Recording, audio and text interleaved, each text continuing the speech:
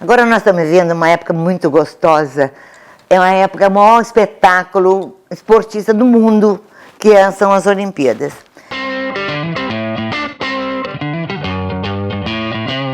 Eu sei, eu sempre soube, é óbvio, que as Olimpíadas vêm lá da Grécia, mas por curiosidade, eu fui dar uma olhada, Maria Eugênia, você sabe quem foi o criador das Olimpíadas dentro da mitologia grega?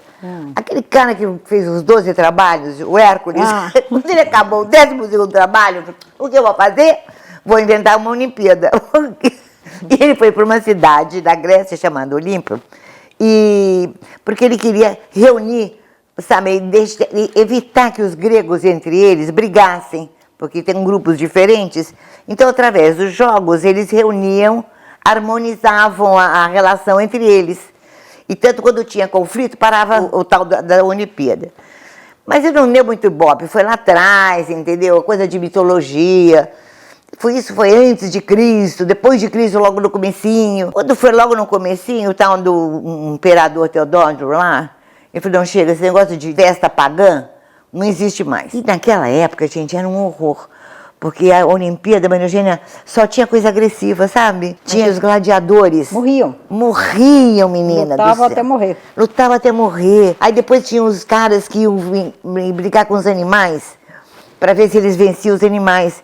E normalmente quem ia fazer isso eram os escravos. Porque se eles conseguissem, por um acaso, sobreviver, eles teriam a liberdade, entendeu? Porque as pessoas daquela coisa, sabe? A única coisa que não matava é a coisa que você mais gosta, de corrida, né? Porque eles não iam correr a exaustão. Corriam a exaustão. Corriam e morria também? Morria muito. Meu Deus do céu, que horror. Então, realmente, Teodoro falou, chega, não vai ter mais essas festas aqui, porque realmente eram horrorosas, né? Era uma mortandade. Passam-se séculos, foi em 1814, mais ou menos. Barão de Coubertin era um francês que ele foi dar uma pesquisada, falou, vamos resgatar a parte bonita dos jogos, que realmente é unir os povos, entendeu?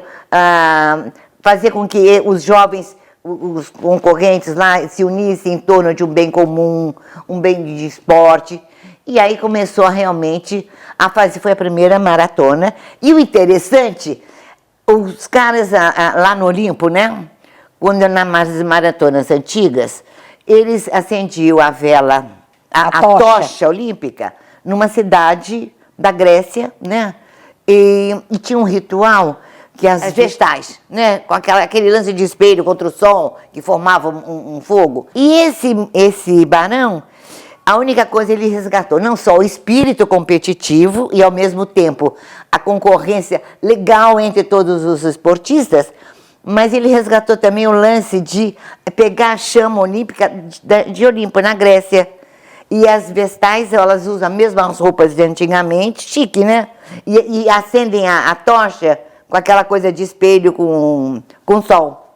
Interessante, bonito, né? É. E por isso que eu acho que hoje em dia, se você perceber, nas maratonas, nas Olimpíadas, né?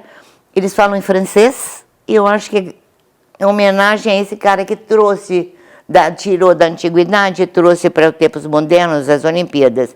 Depois eles falam inglês e depois a língua do país que está hospedando. Então eu achei super interessante, né? É. E agora você sabe aqueles 5 círculos? Você sabe o que são os 5 círculos, né? Não. São os 5 continentes. Ah, que bonito. E as cores, cada um tem uma cor. E a cada cor daquela, todas as bandeiras do mundo tem uma daquelas cores. Ah, que bonito. Interessante, né? É. Eu também fiquei emocionada quando... Imagino, como me emocionante. Emocionante. Os mascotes esse ano, Maria Eugênia, normalmente são bichinhos, né? Eu só me lembro do russo, que era um urso. Era um urso, uma graça. Era uma graça. E esse ano foram 2 bonequinhos que foi feito um concurso, né? E foram 2 bonequinhos, parecem esses bonecos de videogame. Um de azul, representando a cultura antiga, a cultura tradicional. E o rosa, representando as cerejeiras que tem no Japão, e representando a parte mais moderna, sabe, o futuro, a coisa que chegou. Então eu também chorei, eu fiquei emocionada, mas não vi ainda o tal do dos mascotinhos. E eu sei que assim a gente está vendo essas maratonas, vai sair, e fico impressionada com a quantidade, não sei se o desenvolvimento de cada atleta é cada vez mais espetacular. Tem uns atletas que dão saltos assim, dão 3, 4 cambalhotas e caem. O negócio está sendo fantástico. O limite humano está sendo aumentado, não é? Levado ao extremo. Levado ao extremo. Mas graças a Deus, minha filha, parou a história de matar gente, ninguém morre mais. Quando muito, dá uma machucadinha no pé, não é verdade? E em época de guerra, eles param. E esse ano também está muito complicado, coitado, porque com essa história de pandemia, os estádios foram todos preparados para receber milhões de pessoas. E se você liga a televisão, você vê que tem 10%. O que eu acho é o seguinte, nós brasileiros, eu dou um valor extraordinário aos atletas brasileiros, porque 90% dos nossos atletas não têm apoio. Não tem incentivo nenhum. Não tem incentivo nenhum. Infelizmente, o atletismo nacional carece de total apoio do governo. É uma pena, porque eles estão fazendo um trabalho bonito. Né? Você vê nos Estados Unidos e na Europa, desde o colégio...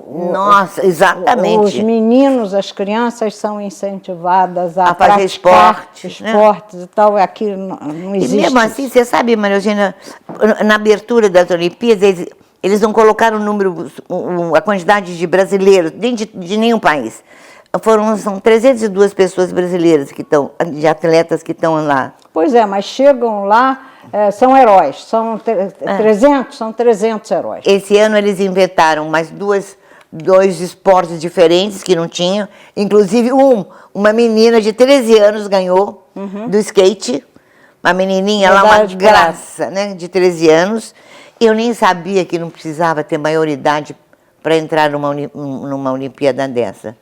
Mas depois a gente ficou sabendo que um menino lá atrás tinha ganho, com 10 anos, tinha ganho um negócio de remo. E eles puseram o surf também. Então o menino está lá bonitão, surfando. E uma coisa também interessante dessa Olimpíada, os refugiados. Que com essa história, essa guerra toda pelo mundo, né? Tem muita gente que sai do seu país e é atleta. E não pode voltar e não pode concorrer para o seu país. Então, desse ano eles fizeram, primeiro entraram os gregos, a comitiva grega, e em segundo lugar os refugiados. Legal. Mas interessante isso, né? Bom, se vocês tiverem mais alguma ideia aí, vocês curtam, compartilhem. E fique acordado de madrugada para ver essas Olimpíadas que estão maravilhosas. Mais ou menos.